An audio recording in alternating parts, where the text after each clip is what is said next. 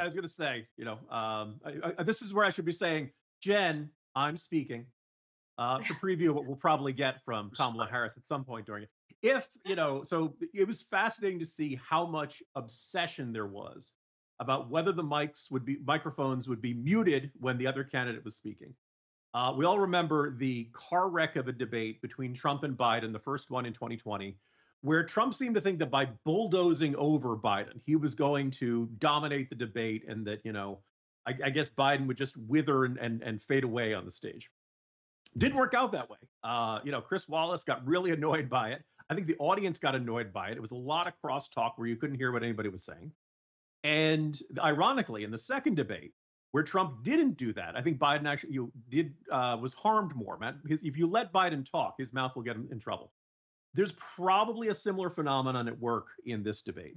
In the earlier debate with Biden this cycle, Biden self-destructed. Biden, it wasn't necessarily that Trump had a phenomenal debate. It was that Biden just looked so old and doddering. And when we finally defeat Medicare, just so out of it that Trump won by default.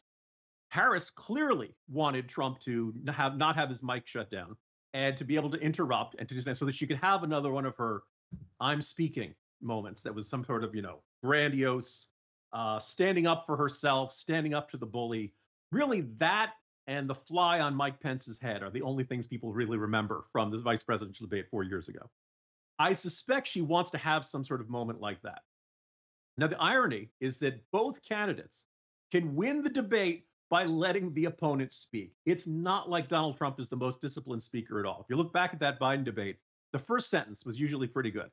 Second sentence was okay. And then he was done. He no longer was thinking about what his advisors had told him to say, his prearranged talking points. And then he started to wing it. And lo and behold, there was no guarantee of where he was going to go. That's how he ends up talking about Hannibal Lecter.